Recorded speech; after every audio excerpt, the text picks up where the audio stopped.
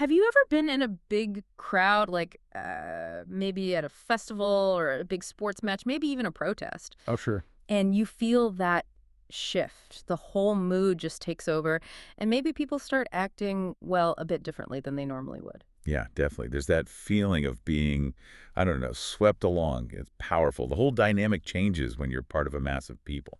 It really does. And that's pretty much the starting point for our deep dive today. We're getting into a really fascinating, though, let's be honest, pretty controversial classic source you brought to us. Gustave Le Bon's The Crowd, a study of the popular mind. That's the one. It came out way back in 1895. Le Bon actually called his own time the ERA of crowds. Yeah. And yeah, look, his ideas are over 100 years old, very much products of their time, but But they still feel relevant.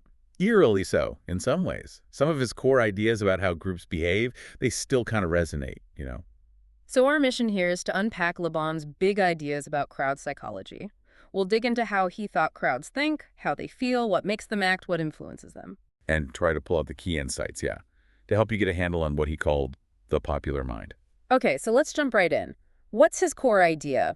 What makes a crowd, psychologically speaking, different from just a bunch of individuals? Well, for Le Bon, it's way more than just people standing near each other. Right. He says the very act of forming a crowd creates this collective mind. Exactly. And this isn't just the average of everyone there.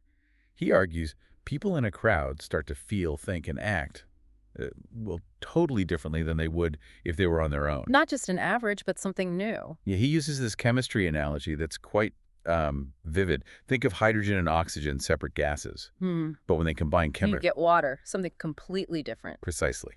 The crowd, for Le Bon, creates a new psychological thing, a transformation. Okay, transformation, not just adding people up. Why did he think this happens? What are the mechanics? He points to a few key drivers. First, the big one for him is the power of the unconscious. He believed unconscious stuff, instincts, emotions, plays this huge dominating role in our mental life. More than rational thought. Much more, Yeah. in his view. And crucially, he thought people of the same race, using his era's terminology, meaning shared cultural or national background, share deep unconscious traits, instincts, passions, feelings. Okay. And in a crowd, these shared unconscious elements come to the surface and tend to swamp the conscious differences, like, education or social status. So the crowd kind of bypasses the individual educated mind and taps into something deeper, more primal, maybe? That's the idea. It accesses these fundamental shared instincts. And then there's the second factor, contagion. Like emotions spreading like a virus. Exactly like that. Feelings, ideas, even actions become incredibly contagious within a crowd. They just spread like wildfire. Right. And this is where you see people suddenly willing to sacrifice their own self-interest for the group's interest, something they'd probably never do alone. Yeah, you see that. People getting caught up doing things they wouldn't normally consider. Okay, so unconscious factors, contagion. What was the third one? He said it was the most important. Suggestibility. Yeah, he really emphasizes this. Le Bon compares the state of an individual in a crowd to being hypnotized, basically. Hypnotized, seriously. Well, he argues you lose your conscious personality. You become extremely open to suggestion. He even goes so far as to say your higher brain functions are kind of paralyzed. You're guided more by reflex, by instinct. He used this term, medular activity, meaning more primitive responses. Wow. So the rational brain checks out and you're just reacting. That's his argument. And the consequences of this, well, they're pretty significant for how the crowd functions. Yeah, what does this do to people's abilities, intellectually, for instance? Le Bon is, let's say, blunt. He flat out states that the intellectual level of individuals in a crowd drops. Yeah. Immediately and considerably. Drops. He makes this pretty provocative claim that even if you assemble a group of, say, highly distinguished experts, their collective decisions, when acting as a crowd, won't be any better than a group of, well, he says, imbeciles. Ouch. That's harsh. So group intelligence isn't a thing for him. Not in the additive sense. You don't get smarter by adding smart people together in a crowd. It's the opposite. Intelligence regresses to the mean, or even lower.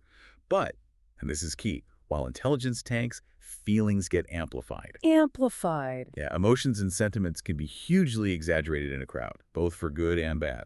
Crowds can be capable of incredible heroism, self-sacrifice, or descend into utter brutality. Okay, so low on intellect, high on emotion, which leads us to how they actually behave, right?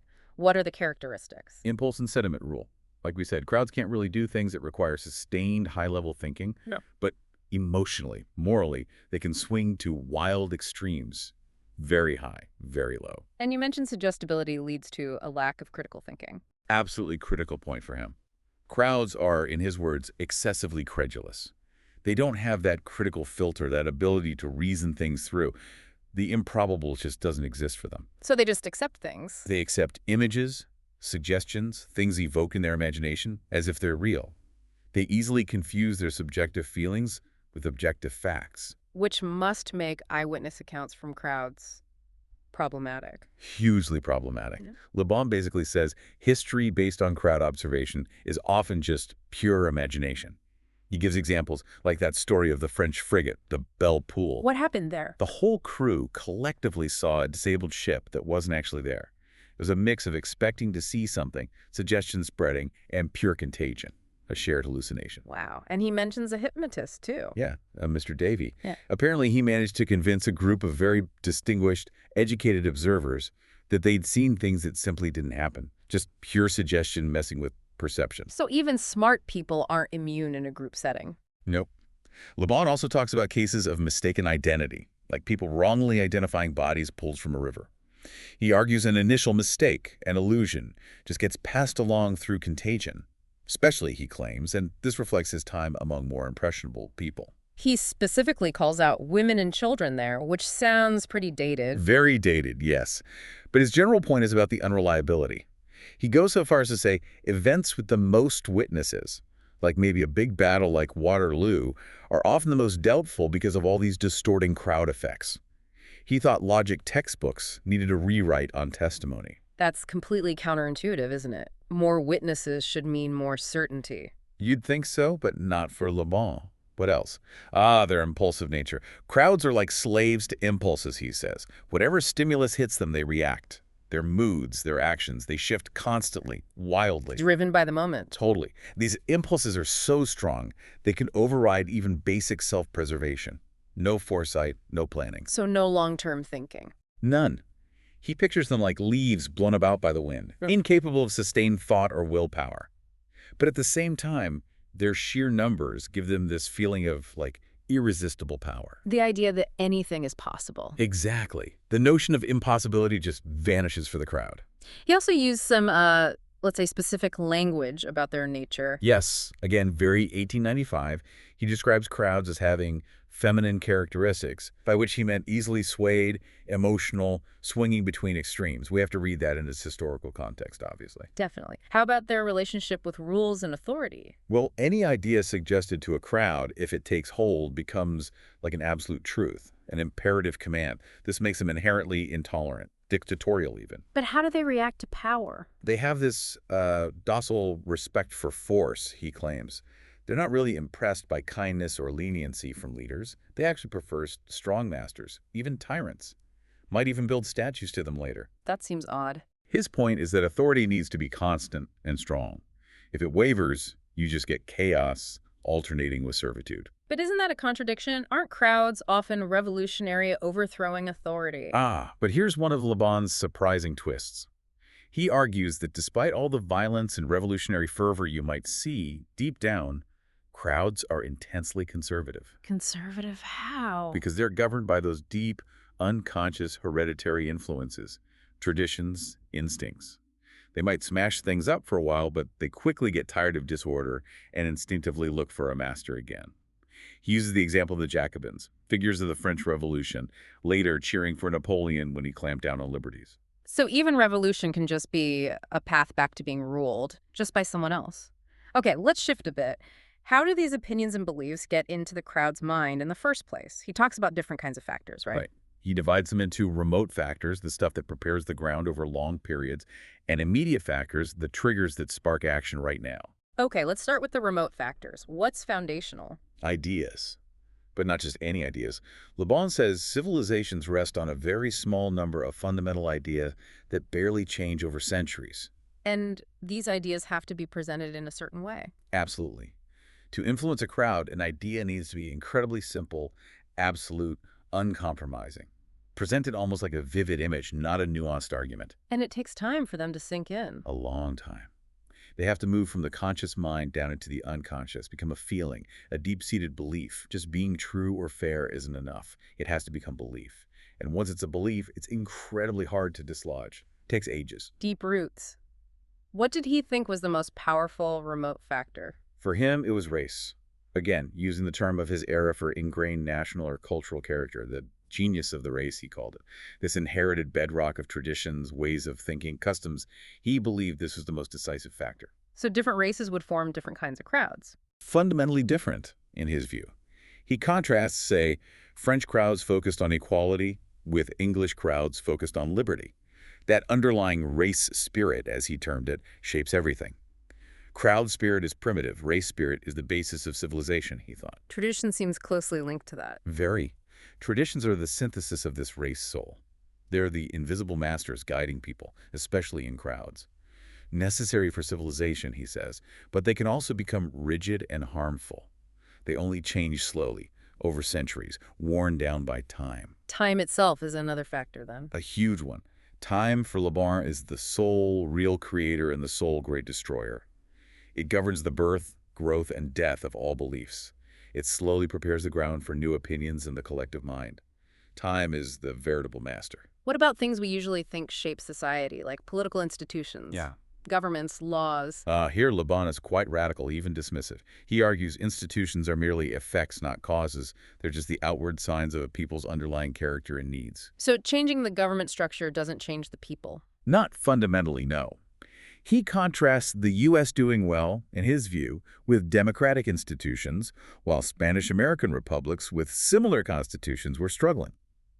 He concludes institutions themselves are foreign to the greatness and decadence of peoples. So what does influence crowds, if not institutions? Illusions and words, he says, not the systems themselves. That's a bold claim. And he had strong words about education, too, right? Especially in certain countries. Yes, he was very critical of the education system in Latin countries, like France, in his day. He thought it was based on erroneous principles, while everyone thought education was the key to progress and equality. He disagreed. He thought that specific kind of education was damaging. His critique was that it focused too much on theory, book learning, exams, instead of practical skills or character building.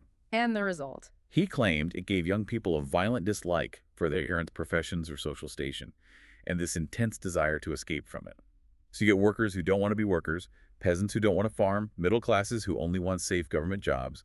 Creating widespread dissatisfaction. Exactly. A huge pool of discontented, declassed individuals ready for revolt. He explicitly links this to the rise of socialists and anarchists, seeing them as products of this flawed schooling. He seemed to see it as a major societal threat. He really did. He quotes another historian, Taine, saying the system produced either narrow-minded bourgeois or anarchists unprepared for real life. He contrasts this negatively with American education, which he thought prepared people admirably for life. He saw the French system as a grave cause of rapid decadence. So education, intended to lift people up, could actually destabilize society if done wrong, in his view. Okay, those are the deep, slow-acting remote factors. What about the immediate factors? The triggers? Right, the things that actually galvanize a crowd in the moment. For Le Bon, the most powerful are images, words, and formulas. Images and words. Yes. He says they have an almost magical power, not because of their literal meaning, but because of the potent images and feelings they evoke in the crowd's mind. So it's the emotional resonance, not the definition. Precisely. And often, the vaguest words are the most powerful things like democracy, socialism, equality, liberty. They're powerful because they act like containers for all sorts of different, often unconscious hopes and desires. And they bypass reason? Completely. They appeal directly to sentiment. They save people the tiring necessity of having to reflect, as he puts it. He also points out that words change meaning, right? Yeah, drastically over time and across cultures. Republic meant one thing to the ancients, something else entirely later. He also notes how skilled leaders use this. They give old, unpopular things new names to make them acceptable, sort of like rebranding. Baptizing, he called it. That's the term. The real art of governing, or leading, is the science of employing words. Oh. He points to the Jacobins, using words like liberty and fraternity to justify extreme tyranny. Hmm. And even the same word can mean very different things to different social classes listening to it. Language is a powerful tool, potentially for manipulation. What about illusions? Le Bon sees illusions as absolutely fundamental to civilization. He argues they lie at the root of pretty much everything, religions, philosophies, social movements. They are a social necessity. The necessity. Why? Because, he claims, crowds always prefer comforting illusions to harsh truths. These children of our dreams, as he dramatically calls them, are what have inspired nations to build great things, to strive for ideals. But surely illusions can be dangerous. What happens when they get shattered? He argues that when philosophers or critics destroy necessary illusions, they leave people facing the cold, indifferent forces of nature, which offer no comfort. He felt philosophy hadn't come up with any new ideals powerful enough to replace the old religious or mythical ones. So we still need illusions. We need illusions of happiness, he maintains. And this leads to one of his most famous and perhaps cynical lines.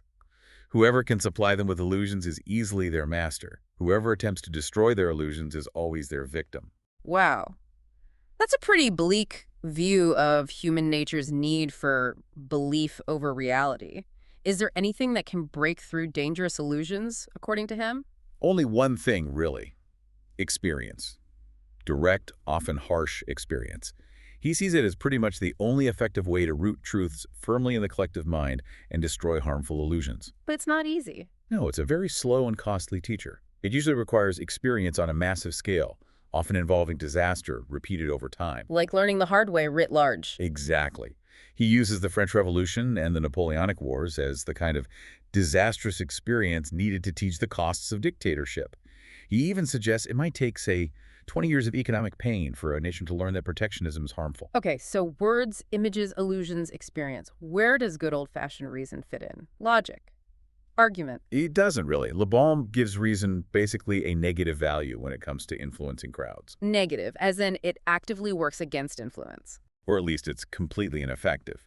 He asserts crowds are just not influenced by reasoning. They can only grasp simple, immediate associations of ideas, rough and ready ones. Successful orators, he says, know this instinctively. They always appeal to feelings, never to logic. The laws of logic simply have no action on crowds. So trying to reason with the crowd is pointless. Utterly pointless, in his view. He points to things like long-lasting superstitions as proof that logic can't overcome deep-seated feelings. He argues the very things that drive civilization, honor, faith, patriotism, weren't created by reason, but often despite it. Reason, for governing people, is a useless tool. Okay, if reason is useless and crowds are so impulsive and suggestible, who actually leads them? How does leadership work in this model? Well, first, Le Bon says crowds have this deep instinctive need for a leader, a master. As soon as they form, they look for someone to obey. And what kind of person steps into that role? He talks about a couple of types, broadly. They're the energetic types, but with kind of an intermittent willpower. Think fiery, audacious figures. They can whip people up into heroes for a short time, very brave, but maybe lack consistency or judgment in day-to-day life. He mentions military figures like Ney or Murat, maybe Garibaldi. Intense, but maybe not steady. Right. Then there's the much rarer type, the leader with energetic and enduring will. These are the ones with immense, sustained willpower. They just push through obstacles, exert this powerful fascination. He gives Ferdinand de Lesseps, the guy who built the Suez Canal, as an example, overcoming huge opposition through sheer will and charisma. So it's really about willpower and charisma. Fascination, not necessarily intellect. Exactly. That force of personality, that ability to captivate is key. And their main tools are very simple: affirmation, repetition, and contagion. Say it loud, say it often, and let it spread. That's the gist. Just keep affirming your point, repeat it endlessly, and rely on contagion to make it spread through the crowd. He notes that contagion can even spread upwards from the lower strata of society to the upper, making a popular notion eventually accepted by elites too. Although leaders can't be too far ahead of their time, they need to resonate with existing ideas. And what's the ultimate source of their power over the crowd? The magic ingredient? Prestige. He calls it the irresistible force.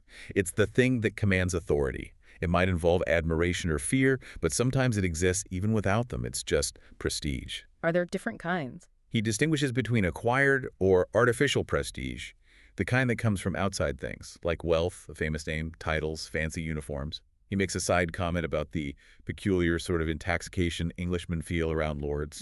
Okay. And the other kind? Personal prestige. This is innate. It's a quality some people just have, regardless of status. It allows them to exert that fascination we talked about. Certain ideas, historical figures, religious dogmas, they possess this kind of prestige too. They're accepted unquestioningly. And they lose it if people start questioning them. Exactly. Prestige vanishes the moment it's subjected to discussion or doubt. Can you give a strong example of this personal prestige? His prime example is Napoleon Bonaparte. He argues Napoleon had this intense personal prestige even before he seized power. He tells the story of Napoleon's first meeting with his battle-hardened generals in Italy. They were older, resentful of this young upstart commander. Ready to challenge him. Absolutely. One famously tough general, Augereau, apparently went in planning to be deliberately rude, but from the moment they met Napoleon, his sheer presence just overwhelmed them. Augereau, who supposedly feared nothing, left the meeting, quote, ready to tremble like a child. That's personal prestige in action. Wow, that's a powerful image, like a magnetic force. That's the idea. Le Bon stresses that prestige is often built on illusion, and it needs success to survive. Failure kills it. Being questioned kills it. And interestingly, for leaders of crowds, high intelligence or complex arguments can actually be a disadvantage. Being too smart is bad. It can be because it leads to nuance, doubt, seeing complexities. What works better for crowd leaders, Le Bon argues, are strong convictions, absolute certainty, and even paradoxically, extreme narrowness of mind. Narrow-mindedness helps. For leading crowds, yes. That unwavering focus, combined with simplicity, exaggeration, constant affirmation, repetition, that's what resonates. And they need to be incredibly sensitive, almost instinctively reading the crowd's mood and adapting their words instantly. He mentions Robespierre, weak writer, apparently, but his intense conviction and the terror he inspired gave him immense prestige and power. Okay, so understanding this psychology is crucial for anyone trying to lead or influence a group. Le Bon then applies these ideas to specific types of crowds, doesn't he? Like criminal crowds. Yes, and he makes a key distinction. He says these crowds aren't necessarily full of people who are criminals in their everyday life. They're often acting under that intense suggestibility, almost automatically. They might genuinely believe they're doing something necessary or patriotic. Like his example of the cook at the Bastille. Right, who killed the governor and supposedly thought he deserved a medal for patriotism. Or the September massacres during the French Revolution. What was his take there? He describes ordinary shopkeepers and artisans turning into brutal killers, but convinced they were serving the nation by eliminating suspected traitors. Again, it's suggestibility, the loss of individual responsibility in the group, the rapid emotional shifts, not necessarily inherent evil in each person in his analysis. Okay. What about juries? He saw them as a crowd too. Yes, a specific type. Heterogeneous, meaning diverse backgrounds, but not anonymous, like a street mob. He argues they show the same core traits. High suggestibility, very limited reasoning power. They get heavily influenced by leaders within the jury room and by the prestige of lawyers or defendants, and ultimately decide based on gut feelings, unconscious sentiments, rather than a cool analysis of evidence. And he noticed their verdicts were consistent, regardless of the jury's makeup. Yeah, whether it was merchants or scholars on the jury, the verdicts tended to be similar for similar cases. He put this down to contagion spreading common sentiments, not reasoned judgment. He also noted juries tend to be harsher on calculated crimes than crimes of passion, maybe feeling society is less threatened by the latter. And they're impressed by status, aristocratic in their likes and dislikes, he says. So for lawyers, it's about playing to emotions and projecting prestige. Pretty much. Facts and logic take a back seat. Interestingly, Le Bon adds a personal note. If he were falsely accused, he'd rather face a jury than judges, because crowds, he felt, could sometimes be swayed or convinced, whereas professional castes, like judges, were often impervious. Interesting perspective. Okay, next, electoral crowds. This sounds very relevant. Highly relevant. He sees voters, especially when gathered for rallies or influenced by campaigns, as exhibiting all the classic crowd characteristics. They're swayed by leaders with prestige, often linked to wealth or reputation. And the campaign tactics he describes. Sound familiar? Candidates must flatter the crowd's desires, appeal to greed and vanity, make wildly exaggerated promises, and hurl insults and accusations at opponents, often without needing proof. Affirmation, repetition, contagion are key. The actual political program, often irrelevant. And political meetings themselves. He describes them as descending into chaos, shouting, insults, sometimes even violence. Reasoned debate is impossible. And he stresses this isn't just about uneducated crowds. Even assemblies of learned people behave this way when they act as an anonymous mass. His conclusion. The final vote often just reflects the will of a small, organized minority The leaders, the committees running the show, not the thoughtful choice of the majority. That's a pretty cynical take on democracy. Did he think universal suffrage was pointless then? It's nuanced. He saw its flaws clearly, that civilization advances through elites, not mass opinion. But he actually argued against restricting suffrage to just the intelligent. Why? Because he believed even educated people, once in a crowd state, lose their intellectual superiority. Their votes would still be driven by emotion, party lines, leader prestige. You might just swap mob rule for the potentially worse tyranny of a specific caste. So, while flawed, universal suffrage might be the least bad option, perhaps diffusing power a bit. Ultimately, he felt the form of government mattered less than those deeper forces of race and necessity. Okay, one more specific type. Parliamentary assemblies. Congresses, parliaments. How do they fit? He sees them as another type of crowd, heterogeneous, but not anonymous. Similar characteristics apply, always filtered through the lens of the race. They tend towards overly simple opinions. Simple opinions, even in Parliament. Yes. On local issues, members might have fixed, unchangeable opinions driven by constituents. But on big, general questions, they become very suggestible, easily swayed by the leaders of the parliamentary groups. These leaders, the heads of parties or factions, are the real rulers, he argues. And their power comes from Prestige, again, which is fragile. It can be lost quickly through failure or perceived weakness. And interestingly, these parliamentary leaders often end up following public opinion rather than leading it, constantly reacting to the wind. How does debate work in these settings, according to Le Bon? Not through logic. It relies on evocative, often exaggerated language, powerful keywords, appeals to sentiment. He observed that even highly intelligent MPs, when caught up in the collective excitement of the assembly, can regress, displaying extreme emotions, voting against their own judgment or interests, just like any other crowd. And he noted some specific negative tendencies. Two main ones. First, a constant tendency towards increasing public spending. Individual MPs ignore long-term costs because they need local projects and handouts to get reelected. Second, a relentless drive to restrict individual liberties through more and more laws, regulations, taxes.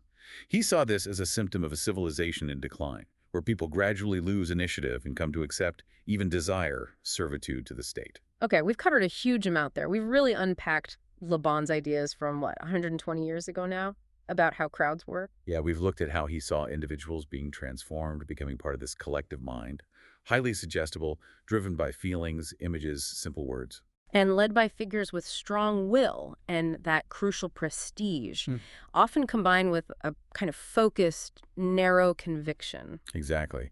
And it's striking how, even though it's rooted in the late 19th century, you read this stuff and, well, you see parallels, don't you? You really do. It gives you a lens, maybe a disturbing one sometimes, but a lens to view group behavior today. Social media dynamics, political rallies, even online communities. Understanding these forces Le Bon described seems pretty important in our own very connected, very crowded era. Le Bon himself was quite pessimistic about it all. He had this view that civilizations are built by small intellectual aristocracies, and they tend to fall apart when the crowds take over. He saw the rise of the crowd potentially signaling a return to a kind of barbarism, a precursor to decline. And things like restricting liberty, growing state power, he saw those as symptoms of a civilization getting old, losing its vitality. Right, which leaves us with a pretty big question to chew on, doesn't it? When you read Le Bon's analysis of the era of crowds from so long ago, is it a direct cautionary tale for us now? Or is it maybe just his observation of what he thought was an inevitable cycle? That people's rise and fall, driven more by these deep inherited race characteristics as he saw them, and the hard slavery of our daily necessities, than by political systems or reasoned debate. Yeah, is it a warning or just a description of fate? Definitely something to think about as you watch the crowds, both physical and virtual, swirl around us today.